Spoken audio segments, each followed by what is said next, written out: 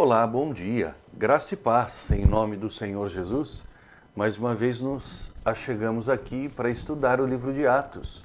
Nós estamos fazendo grandes avanços com o nosso estudo, amém? Espero que você esteja gostando. Nós estamos aqui no capítulo de número 7. Nós vamos estar iniciando o capítulo de número 7. E esse capítulo, ele tem muito, como fala aqui sobre a defesa de Estevão, tem muito material para a gente estudar. Então nós vamos por partes. Nós vamos hoje no capítulo 7 de Atos, do versículo 1 ao versículo 7, onde eu farei a leitura. Então lhe perguntou o sumo sacerdote: porventura é isto assim? Está conversando com Estevão, o sumo sacerdote.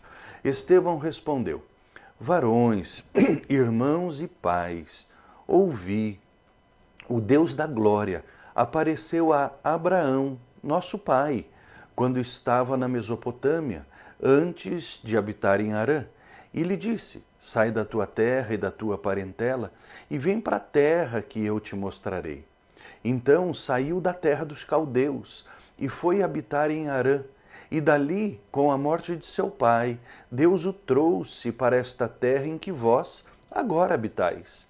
Nela não lhe deu herança, nem sequer o espaço de um pé, mas prometeu dar-lhe a posse dela, e depois dele a sua descendência, não tendo ele filho. E falou Deus que a sua descendência seria peregrina em terra estrangeira, onde seriam escravizados e maltratados por 400 anos. Eu, disse Deus, julgarei a nação da qual forem escravos, e depois disto sairão daí e me servirão neste lugar.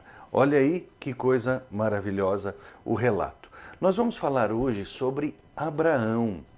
Abraão é muito interessante o estudo, né? Aqui, quando Estevão começa a sua defesa perante o Sinédrio, o sumo sacerdote, ele começa citando as Escrituras e mostrando o grande conhecimento que ele tinha da história e das Escrituras. Estevão está citando Gênesis capítulo 12 e começa a falar sobre Abraão. E Abraão é muito interessante porque nós vamos ver aqui que ele era um caldeu, ele morava na Caldeia, né, na região da Mesopotâmia. Mesopotâmia significa entre rios. Ele morava naquela região entre o rio Tigre e Eufrates, certo? Na Mesopotâmia. E então aqui ele dá a indicação, a localização da onde que habitava Abraão. E aí depois ele sai dali, ele vai para Harã, seu pai Terá morre e ele vai então e habita em Canaã. Bom, muito bem, aqui Estevão fala no versículo 2 que Abraão, o nosso pai.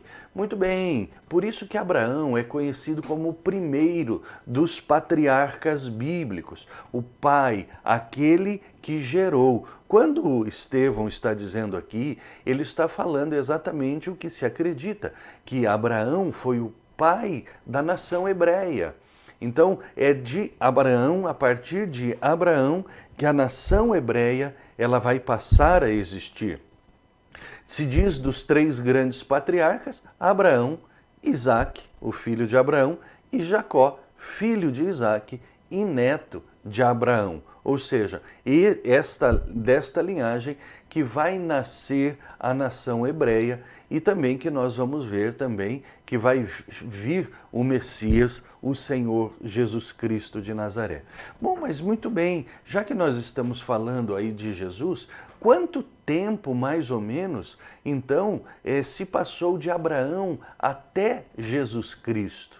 Olha, meus queridos, acredita-se que Abraão viveu entre o século 21 a 23 antes de Cristo. Como assim, então? Vamos parar para pensar? Nós estamos no ano de 2020, certo? Que século é esse? século 21. Para nós descobrirmos o século, é só você pegar os dois primeiros números do ano, 2020, mais um. Então é 20 mais 1, século 21. A não ser que seja número cheio, né? Por exemplo, ano 2000 ainda é século 20. Quando terminar quando for um número cheio, né? Não coloca mais um. Mas nós estamos aqui no ano de 2020, século 21. Ou seja, se passaram 2000 anos depois de Cristo. Se Abraão viveu no século 21, que é o mesmo século que nós estamos, mas antes de Cristo, certo? São 2000 anos antes de Cristo. Ou seja, o nascimento de Cristo, de Jesus Cristo, né, está exatamente no meio entre hoje e o nascimento de Abraão, certo? Deu para entender? Que coisa interessante, né? Então, mais ou menos, vamos falar então, data-se mais ou menos de 21, do século 21 a 23 antes de Cristo, que Abraão, então, ele nasce. Ele nasce em Ur. Ur foi uma cidade muito importante, era uma cidade-estado na antiga Suméria. A antiga Suméria é onde hoje é o Iraque. Então é ali que Abraão nasce, né? E por que Deus manda que Abraão saia da sua terra? Sabe por quê? Ur, na Caldeia, né? Ur dos caldeus, era uma terra de muitos deuses. Inclusive, o nome da cidade Ur era em homenagem ao deus Urim, né? E, inclusive, o patrono ali, a divindade a qual se adorava também, chamava-se Nana, e existiam muitos deuses, ou seja, era uma terra politeísta, de muitos deuses. E a família de Abraão era uma família politeísta, que adorava esses muitos deuses. Ou seja, Abraão estava inserido num contexto politeísta, né? E então Deus precisava retirar Abraão, porque ele iria começar uma nação e ele começaria a se revelar à humanidade através de Abraão. Então, ele precisaria tirar Abraão dali, tirar Abraão de um meio de um contexto completamente errado, politeísta, tirar do meio da família que tinha muita influência sobre Abraão, e nós vemos a grande influência que a família tinha com Abraão, que Abraão acaba levando Ló, o seu sobrinho, junto, e o seu pai, nesta saída, né, de Ur, quando Deus diz, deixa todo mundo aí, né? E nós vamos ver que realmente Deus começa a trabalhar de uma maneira muito poderosa na vida de Abraão, fazendo revelações, depois que o seu pai falece, Terá morre, e depois que ele se separa de Ló, né? Ló só atrapalhou a Abraão e também atrapalha um certo tanto também os propósitos de Deus. Bom, muito bem, então é por isso que Deus tem que retirá-lo daquela situação,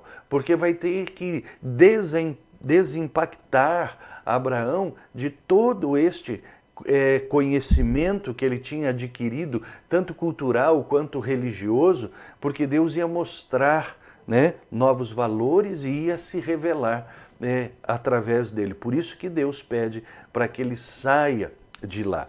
Bom, Abraão, meus queridos, ele é muito importante para as três grandes religiões monoteístas que existem. Nós falamos sobre monoteísmo ontem. Mono significa, no grego, um.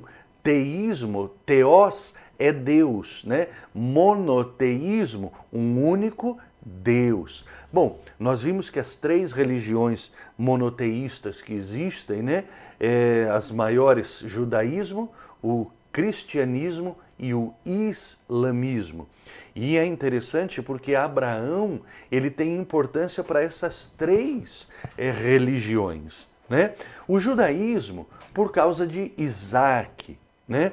Porque o judaísmo, ele vai começar aí. O povo judeu, ele vem, né, descende de Abraão pela linha de Isaac, que é o filho da promessa.